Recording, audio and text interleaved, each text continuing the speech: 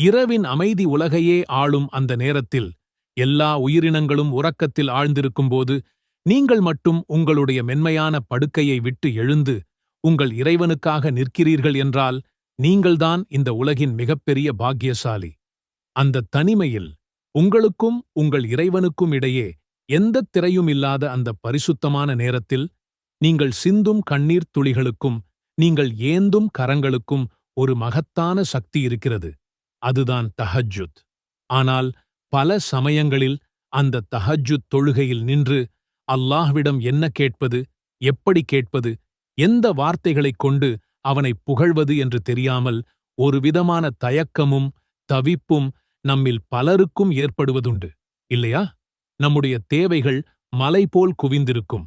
ஆனால் அதை வெளிப்படுத்த வார்த்தைகள் வராமல் தடுமாறுவோம்.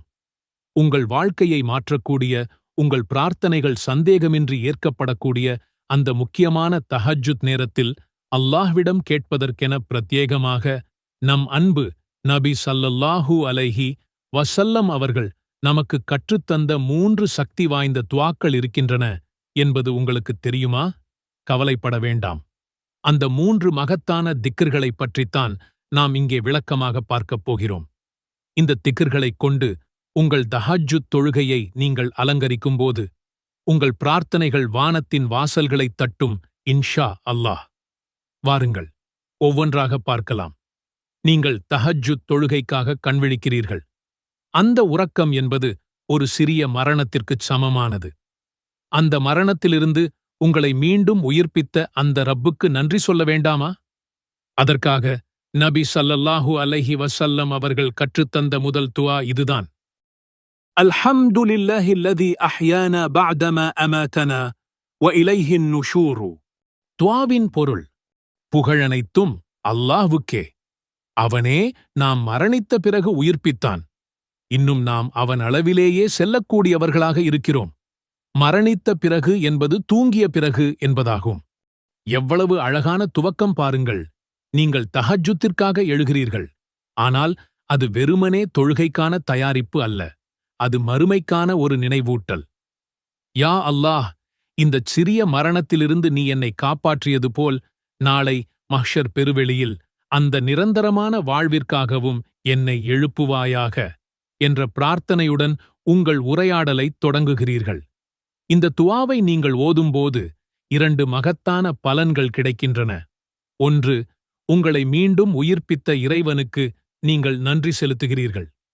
இரண்டாவது, மறுமை சிந்தனையை உங்கள் இதயத்தில் விதைத்து உலக ஆசைகளை தற்காலிகமாக ஒதுக்கி வைத்துவிட்டு முழுமையான இறை சிந்தனையுடன் தொழுகையைத் தொடங்குகிறீர்கள். முதல் துஆவை ஓதி மறுமையை நினைவு கூர்ந்த பிறகு நபி ஸல்லல்லாஹு அலைஹி வஸல்லம் அவர்கள் அல்லாஹ்வின் மகத்துவத்தை, அவனது வல்லமையை போற்றும் விதமாக ஒரு நீண்ட அழகான துஆவை கேட்பார்கள். இரண்டாவது, சக்தி வாய்ந்த துஆ. அல்லாஹும்ம லக்கல் ஹம்து அன்த நூருஸ் ஸமாவாதி வல் அர்த் வமன் ஃபீஹின்ன வலக்கல் ஹம்து அன்த கய்யிமுஸ் ஸமாவாதி வல் அர்த் வமன் ஃபீஹின்ன. யா அல்லாஹ், உனக்கே எல்லா புகழும். நீயே வானங்கள், பூமி மற்றும் அவற்றுக்குள் இருப்பவை அனைத்திற்கும் ஒளியாவாய். உனக்கே எல்லா புகழும். நீயே வானங்கள், பூமி மற்றும் அவற்றுக்குள் இருப்பவை அனைத்தையும் நிர்வகிப்பவன், நிர்வாகி ஆவாய். சுப்ஹானல்லாஹ். இந்த வார்த்தைகளின் ஆழத்தை சற்று சிந்தியுங்கள். நீங்கள் யாரிடம் பேசிக் கொண்டிருக்கிறீர்கள்? வானங்கள் மற்றும் பூமியின் ஒளி அவன். அந்த ஒளியில் ஒரு சிறு துளிதான் இந்த பிரபஞ்சத்தையே பிரகாசமாக்குகிறது. நீங்கள் காணும் நட்சத்திரங்கள், சூரியன், சந்திரன் அனைத்தும் அவனது ஒளியின் பிரதிபலிப்புகளே. அந்த மகத்தான ஒளியின் அதிபதியிடம் நீங்கள் நேரடியாக பேசுகிறீர்கள். இந்த துஆவை நீங்கள் உணர்ந்து சொல்லும்போது உங்கள் முன்னிருக்கும் பிரச்சனைகள், கவலைகள், தேவைகள் அனைத்தும் எவ்வளவு அற்பமானவை என்பதை உணர்வீர்கள். ஏனென்றால் நீங்கள் கேட்பது இந்த முழு பிரபஞ்சத்தையும் நிர்வகிக்கும் அதிபதியிடம். அவனுக்கு உங்கள் தேவையை பூர்த்தி செய்வது என்பது மிக மிகச் சுலபமான காரியம். நபி ஸல்லல்லாஹு அலைஹி வஸல்லம் அவர்கள் இந்த வார்த்தைகளைக் கொண்டு தஹஜ்ஜுத்தைத் தொடங்கும்போது அது அவர்களின் பிரார்த்தனைக்கு ஒரு அளப்பரிய பலத்தைக் கொடுத்தது. இரவின் கடைசி பகுதியில் அல்லாஹ்வின் மகத்துவத்தை இந்த வார்த்தைகளில் நீங்கள் நினைவுகூரும்போது உங்கள் துஆக்கள் நிச்சயம் அங்கீகரிக்கப்படும். அல்லாஹ்வின் புகழைப் பாடி அவனது மகத்துவத்தை ஏற்றுக்கொண்ட பிறகு ஒரு அடியானாக நமது நிலை என்ன? நாம் பலவீனமானவர்கள், பாவம் செய்யக்கூடியவர்கள். எனவே அடுத்ததாக நாம் செய்ய வேண்டியது அவனிடம் முழுமையாகச் சரணடைவதும் நம் பாவங்களுக்கு மன்னிப்புக் கேட்பதும்தான். மேலே குறிப்பிட்ட புகாரி 6317 ஹதீஸின் தொடர்ச்சியாக வரும் ஒரு பகுதிதான் நாம் பார்க்கப் போகும் 3வது துஆ. இது வெறும் பாவ மன்னிப்பு மட்டுமல்ல, இது ஒரு முழுமையான சரணாகதியின் பிரகடனம். அல்லாஹும்ம லக அஸ்லம்து وعليك توكلت وبك آمنت وإليك أنبت وبك خاصمت وإليك حاكمت فاغفر لي ما قدمت وما أخرت وما أسررت وما أعلنت أنت المقدم وأنت المؤخر لا إله إلا أنت. யா அல்லாஹ், உனக்கே நான் அடிபணிந்தேன். உன் மீதே நான் நம்பிக்கை வைத்து முழுமையாகச் சார்ந்திருக்கிறேன். உன்னையே நான் ஈமான் கொண்டேன். உன் பக்கமே நான் திரும்புகிறேன். உன்னுடைய சான்றுகளைக் கொண்டே உன்னை மறுப்பவர்களிடம் நான் வழக்காடுவேன். உன்னிடமே நான் தீர்ப்புக் கோருகிறேன். எனவே நான் முன்பே செய்த பாவங்களையும் இனி செய்யவிருக்கும் பாவங்களையும் இரகசியமாகச் செய்தவற்றையும் வெளிப்படையாகச் செய்தவற்றையும் நீ மன்னிப்பாயாக. நீயே முற்படுத்துபவன், நீயே பிற்படுத்துபவன். உன்னைத் தவிர வணக்கத்திற்குரியவன் வேறு யாருமில்லை.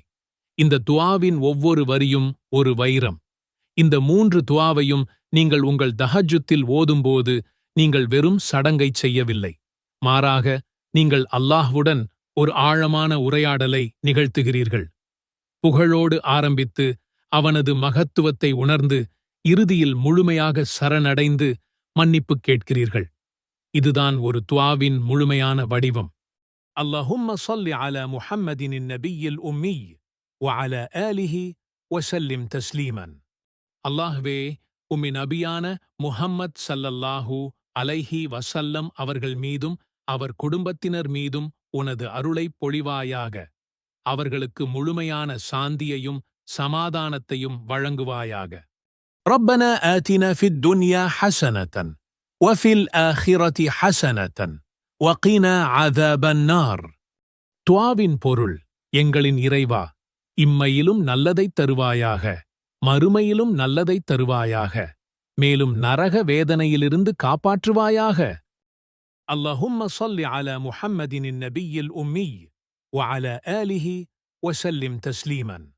அல்லாஹ்வே, உம்மின் நபியான முஹம்மத் ஸல்லல்லாஹு அலைஹி வஸல்லம் அவர்கள் மீதும் அவர் குடும்பத்தினர் மீதும் உனது அருளைப் பொழிவாயாக. அவர்களுக்கு முழுமையான சாந்தியையும் சமாதானத்தையும் வழங்குவாயாக.